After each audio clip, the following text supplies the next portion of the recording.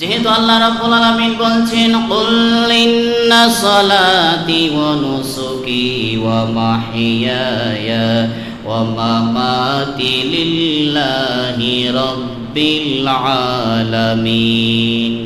বলো, আমার নামাজ, আমার কুরবানি, আমার জীবন, আমার মরণ সব কিছু আল্লাহ রাব্বুল আলামিনের জন্য। আল্লাহ রাব্বুল আলামিন বললেন, কুল ইন্না সালাতি।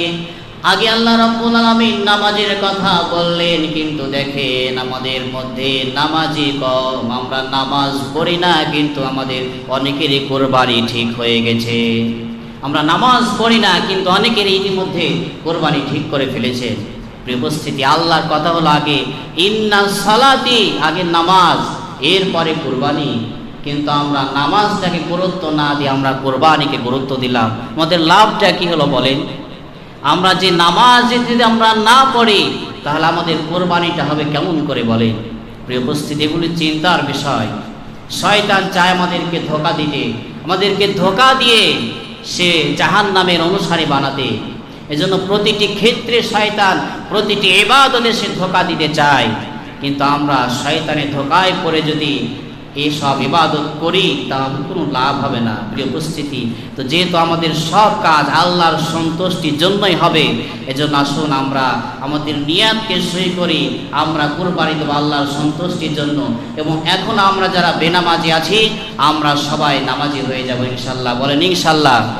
প্রিয় উপস্থিতি, আমরা কি সবাই 5 ওয়াক্ত নামাজ জামাতের সাথে আদায় করব, এরকম মন মানসিকতাকে আমরা তৈরি করতে পারবো না?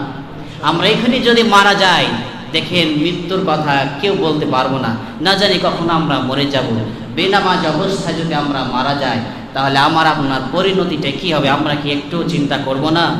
এজন্য আসুন আল্লাহ তাআলা আমাদের সবাইকে যাতে নামাজি বানিয়ে দেন, দিনদার বানিয়ে দেন, পরহেজগার বানিয়ে দেন, এবং প্রতিটি কাজ যাতে আমাদের আল্লাহর সন্তুষ্টির জন্যই হয়, আল্লাহ পাক যেন আমাদের সেই তৌফিক দান করেন। প্রিয় উপস্থিতি, সময় যেহেতু শেষ, আমরা সামনের জমায় আলোচনা করব হযরত ইব্রাহিম আলাইহিস সালামের এই কোরবানি, এই কোরবানির ইতিহাস এবং এই কোরবানির ফজিলত কি, কোরবানি দেওয়ার লাভ কি এবং ক্ষতি কি।